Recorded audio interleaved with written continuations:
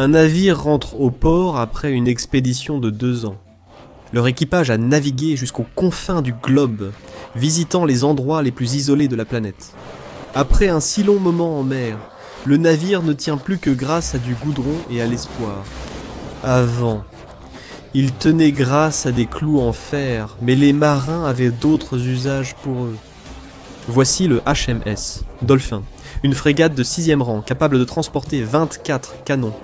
Elle est en service depuis 1752.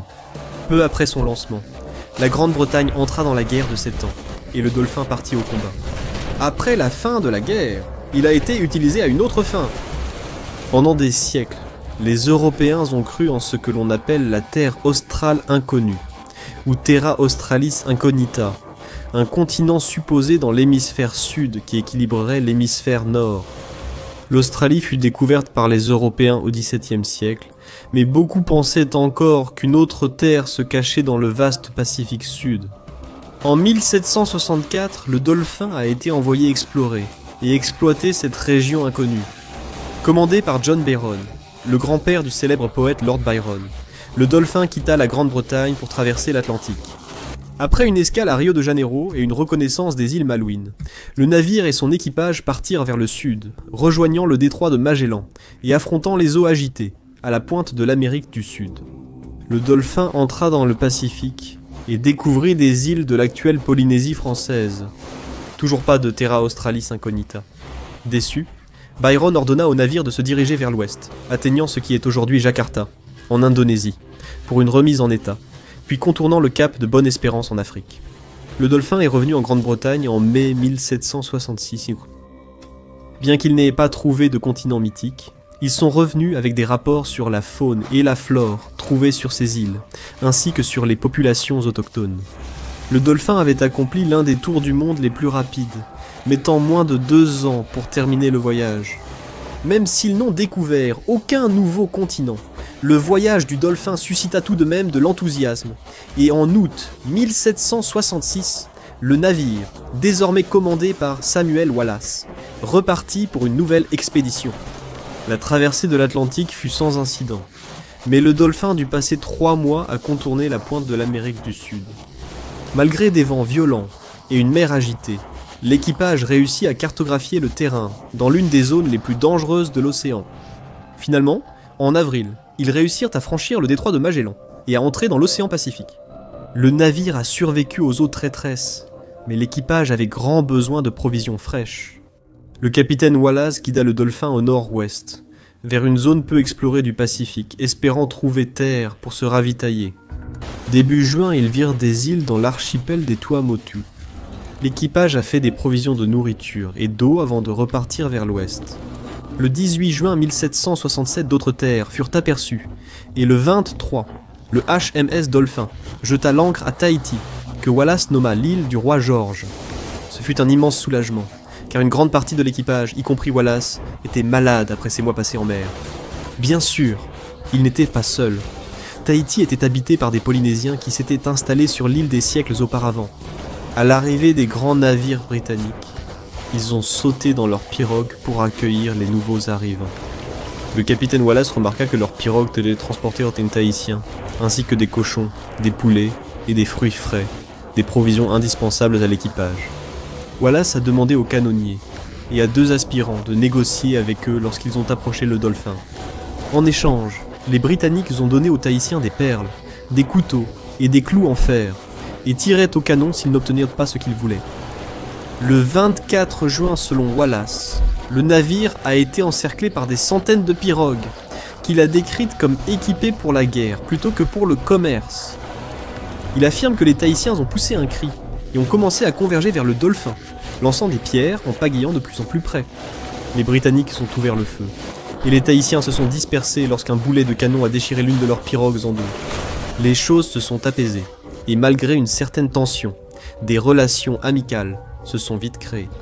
Les Tahitiens sont venus au Dolphin et ont échangé avec les Britanniques, réapprovisionnant rapidement le navire en vivres fraîches. George Robertson, le maître du navire, a tenu des registres détaillés de ces échanges. Les Tahitiens valorisaient surtout le fer, notamment les clous qu'ils ne savaient pas fabriquer. Bientôt, Un taux d'échange de base fut établi, certains biens valant une longueur précise de clous. Par exemple, on disait qu'un clou de 3 pouces valait un cochon de 9 kilos. Les clous ne servaient pas uniquement à se procurer des provisions. Un jour, Robertson était à terre avec un groupe d'hommes de la Liberté, ceux qui étaient autorisés à quitter le Dolphin. Pendant qu'ils étaient là, lui et les autres ont été approchés par 3 femmes tahitiennes, qui faisaient sans cesse un geste particulier. Les hommes de la Liberté ont dit à Robertson que les femmes voulaient juste un clou en fer, sans plus de précision. Déconcerté, Robertson leur a offert à chacune un clou en cadeau avant de partir. Un peu plus tard, de retour sur le navire, Robertson raconta cela au canonnier, qui lui expliqua que les Tahitiens exercèrent le plus vieux métier du monde et que le prix était un clou en fer. Au cours des semaines suivantes, les marins épuisèrent rapidement la réserve de clous supplémentaires du navire et commencèrent à arracher des clous du Dolphin lui-même, y compris ceux qui servaient à fixer les hamacs des marins, ainsi que ceux des taquets utilisés pour maintenir les cordages du navire en place. Selon la légende populaire, les marins étaient tellement désireux de compagnie féminine qu'ils commencèrent à démonter le navire au point d'en compromettre l'intégrité structurelle. C'est une histoire amusante, sans aucun doute, mais elle est très exagérée. Les marins devaient endormir sur le pont, au lieu de leur hamac, et il était plus difficile de sécuriser les kilomètres de cordage sur un navire à voile. Mais le Dolphin restait navigable. Ces rapports, combinés aux récits d'autres explorateurs sur le paradis tropical et la prétendue promiscuité des habitants, ont contribué à exagérer l'histoire. De plus, la plupart des récits furent écrits de plus tard, surtout par le capitaine Wallace, alité sur le Dolphin lors du séjour à Tahiti. Ces témoignages, informations de seconde main rapportées bien après, renforcent la confusion. Ces récits ne prennent pas en compte le point de vue tahitien. Plutôt que d'être simplement une culture excessivement permissive, il y a beaucoup plus de choses en jeu. Les 3 femmes rencontrées par Robertson et l'équipage du Liberty étaient sans doute des adeptes d'un dieu de la guerre, et non choisis au hasard. Elles parcouraient les îles tahitiennes en accomplissant des rituels religieux pour favoriser fertilité et prospérité, ce qui impliquait des actes sexuels. Mais cela ne touchait qu'une petite partie de la population. Les hommes avaient, sans le savoir, coupé un bosquet d'arbres sacrés lorsque les femmes les ont confrontés. Adeptes du dieu de la guerre, ils ont vu les Britanniques arriver durant l'un de leurs festivals saisonniers.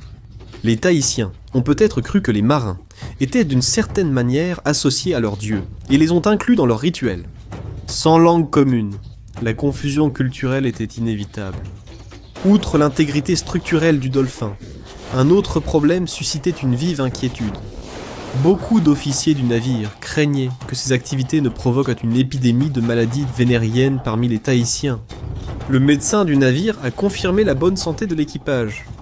Malheureusement, lors de la visite de James Cook en 1769, une grave épidémie de syphilis a touché la population locale, attribuée à une expédition française arrivée 1 an après le Dolphin. James Cook a estimé que 90% des Tahitiens ont été décimés par les maladies occidentales. Après environ 1 mois, l'équipage du Dolphin s'était rétabli et la cale du navire était remplie de provisions fraîches. À la fin du mois de juillet, ils levèrent l'ancre et quittèrent l'île. Ils poursuivirent vers l'ouest, traversant les îles Gilbert, Ellis et Marianne, puis contournant le cap de Bonne-Espérance. Le Dolphin retourna en Grande-Bretagne en mai 1768. En accomplissant ce voyage, le HMS Dolphin devint le premier navire à avoir fait le tour du monde 2 fois.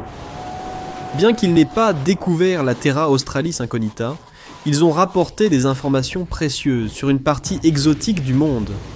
L'histoire de l'équipage du Dolphin démolissant leur navire pour récupérer des clous peut sembler amusante, mais elle cache une réalité bien différente, faite de malentendus culturels, d'exploitation et, au final, de la destruction du mode de vie d'un peuple.